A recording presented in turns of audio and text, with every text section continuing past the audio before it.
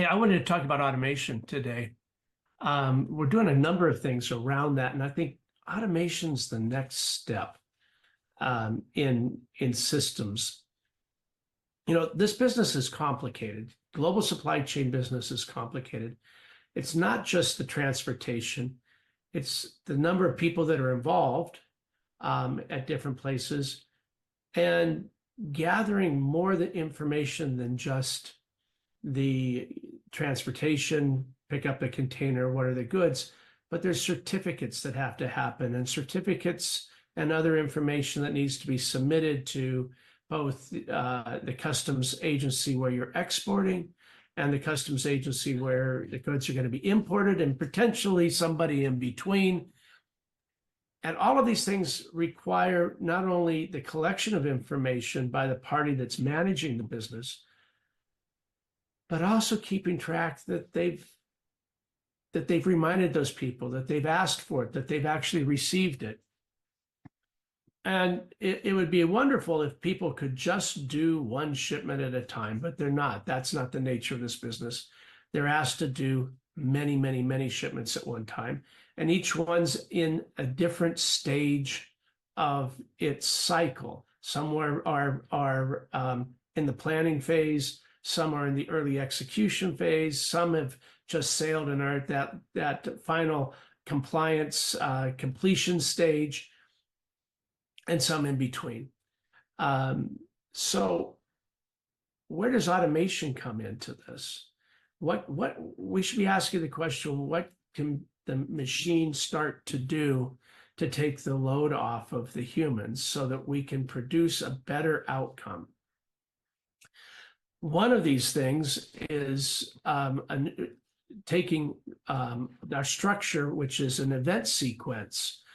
What are all of the events that have to happen from beginning to end to move goods from the conceptual stage to the delivered and everything's completed? And not just having events that say things like this is done, but target dates for when it could be done, so that if it fails to get done in that time frame, there's a margin of error that doesn't create an immediate failure. So, for example, you could have a target AMS filing date, and you could have a cutoff AMS filing date.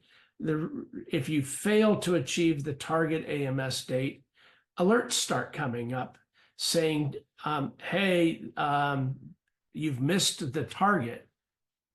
And that alert process starts to get people looking at, well, what happened? Oh, I didn't get that information yet. What do I need from the shipper? What do I need from some other party in order to make this happen?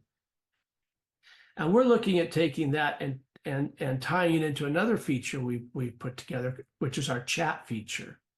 Chat's designed to make sure that there's a communication device attached to every single shipment. Because there's communication that needs to happen around a shipment that might need to be manually generated, but what about if it's automated?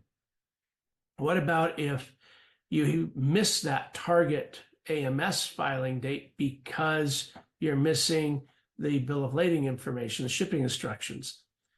Wouldn't it be nice if the system automatically sent the shipper a reminder, not that you missed AMS, but that you still need their shipping instructions so that you can get it into the system and complete the filing before the cargo needs to sell, or it gets denied selling, or you end up with a penalty. The less that people have to keep track of in their minds, the less that they have to write down on a piece of paper that only they can see, and the more that that's done by the machine and in a public, or I should say public, but into an environment where the rest of the working group can see it, then you get the community watching what's going on, making sure things are happening on time, having the system bring up alerts. And these are examples of where we're not replacing humans, the thinkers, but we're replacing humans, the doers. And systems are better at doing things like keeping track of the time, keeping track of, did this thing get done or not, when they're tied together, and then sending out nice messages reminding people, hey, on this one, you needed to.